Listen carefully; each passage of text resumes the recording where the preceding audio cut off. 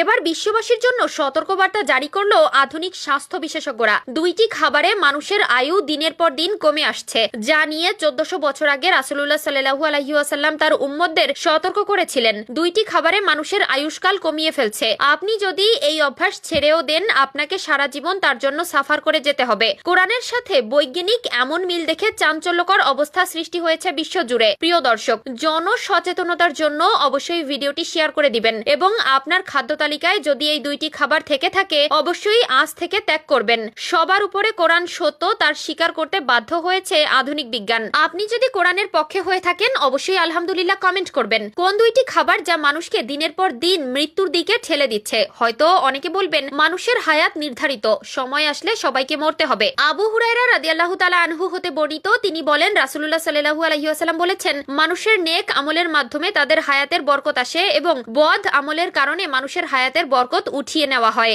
আপনি যদি আপনার স্বাস্থ্য টিপস মেনে চলেন, অবশ্যই আপনি সুস্থ থাকবেন এবং আপনি যদি অস্বাস্থ্যকর রহস্যময়ভাবে দাফনের মাত্র কয়েক ঘন্টার মাঝেই কবর থেকে উধাও হয় লাশ। পরবর্তীতে পুলিশের সহায়তায় অর্ধ নিমজ্জিত অবস্থায় লাশটি পাওয়া যায় পার্শ্ববর্তী একটি ডোবায়। ওরা এই দিক দিয়ে আসি এই যে আমের গাছটা দেখতেছে, এইভাবে হাতের মধ্যে নিয়ে এই দিক দিয়ে পার করছে। আমি টর্চ লাইট মারি, যখন ওনার গায়ে আমার লাইটে মাছ পড়ছে, তখন আমার আসলে খুব দুঃখ লাগছে। একটা মৃত ব্যক্তি উলঙ্গ হয়ে যে পড়ে গেছে, পানির মধ্যে রাখি গেছে, এটা দেখি আমি তখন টর্চ লাইট বন্ধ করছি। দেখার পরে আমার 2টা রন্না নিয়ে আসি, আমি লাশটা উপরে কাপড় দিয়ে দিছিলাম। একই সাথে হৃদয় বিদারক ও চাঞ্চল্যকর এমন ঘটনায় এলাকায় তৈরি হয়েছে নানা জল্পনা কল্পনা।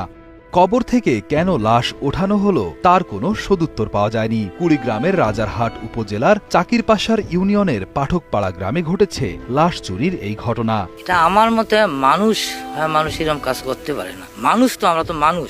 এইরকম একটা লাশ উঠেছে, সে কবরও তো নামে নাই। জানা যায় উচ্চ রক্তচাপজনিত রোগে আক্রান্ত নূরজাহান বেগমকে 1 জুন সকালে কুড়িগ্রামের রাজারহাট উপজেলা স্বাস্থ্য কমপ্লেক্সে। আসসালামু আলাইকুম ওয়া রাহমাতুল্লাহ। কিছুক্ষণ আগে মেয়েটি আমিরাবাদ কলস্টোরের দক্ষিণ পাশে মাদ্রাসার সামনে একটা সিএনজির সাথে অ্যাক্সিডেন্ট হয়। মেয়েটাকে আমরা হাসপাতাল নিয়ে এসেছি, তো এখনো তার কোনো খোঁজ পাওয়া যাচ্ছে না।